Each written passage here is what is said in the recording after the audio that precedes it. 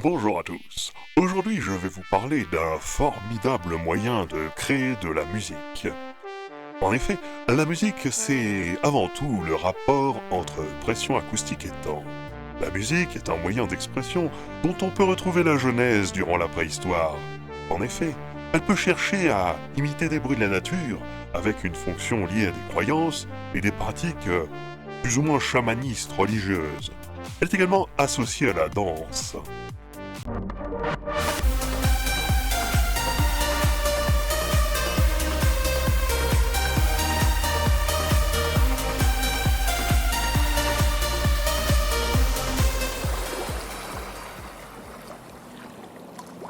Chant, flûte paléolithique, puis bien plus récemment, instruments électroniques, machines à échantillonner, l'imagination de l'homme n'a pas de limite pour innover en musique.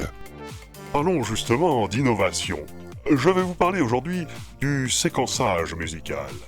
En effet, on retrouve sous l'appellation de séquenceur un système électronique ou logiciel permettant de jouer de la musique en pilotant des instruments électroniques, voire mécaniques. Nous parlions bien évidemment du séquenceur dans le domaine musical. Cet outil d'automatisation est aujourd'hui au cœur de la production musicale. Suivant la technologie utilisée, ces commandes peuvent être une simple séquence de tension pour les instruments analogiques ou des messages numériques. Mais alors, comment est venue cette idée de remplacer un groupe humain de musique pour créer des œuvres jouées robotiquement à la perfection ? Oui, même les articulations sont exécutées par ces outils semblant venir d'un autre monde. La réponse est simple, boîte à musique. Rouleau de piano pneumatique, orgue de barbarie.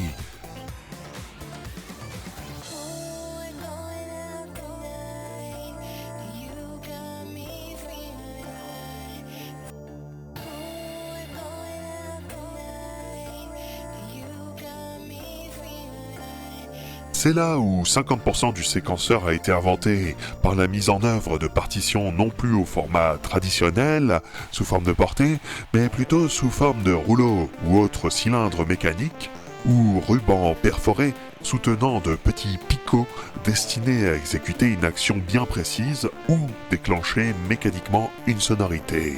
Puis est arrivé l'avènement de la musique électronique permettant d'enregistrer numériquement des séquences de 8 ou 16 notes déclenchées à la perfection.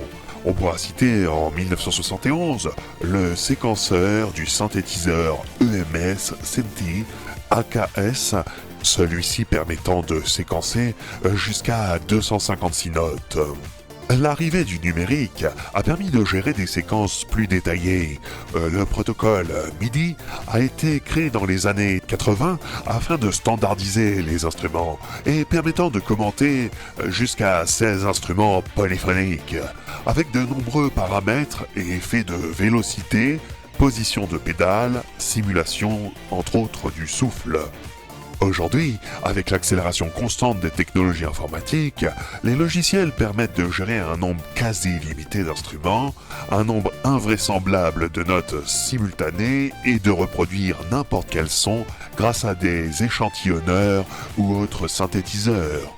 On citera quelques modèles de séquenceurs matériels tels que le Moog Q960, le Yamaha QY10 ou encore le Korg SQ1. En termes de séquenceurs logiciels, on citera entre autres Qtractor ou Sec24. De nombreux logiciels intègrent aujourd'hui un séquenceur tels que Ableton Live, FL Studio, LMS, Logic Pro ou encore Reason. La musique est aujourd'hui principalement préparée via ce genre d'outils pour des raisons pratiques, d'accessibilité, voire de perfectionnisme. On peut parfois même noter que des orchestres de films à faible budget ont été entièrement réalisés numériquement. C'est également pour les musiques de nombreux jeux vidéo que cet outil a pu être mis en place. Ces logiciels permettent d'obtenir des résultats exceptionnels et sont devenus une extension pour les musiciens, permettant de poser et de prendre du recul sur l'œuvre afin qu'elle soit le plus fidèle à ce que les artistes souhaitent exprimer, pour être souvent ensuite réinterprétée en direct dans des concerts par exemple. Je noterai en point final qu'on peut échantillonner et séquencer des voix afin, par exemple, de les remettre un peu plus au tempo. C'est le cas pour les instruments également. Je ne rentrerai pas plus dans les détails dans cette vidéo, mais j'espère vous avoir éclairé. N'hésitez pas à mettre un pouce en l'air, vous abonner à ma chaîne, et je vous dis à très bientôt.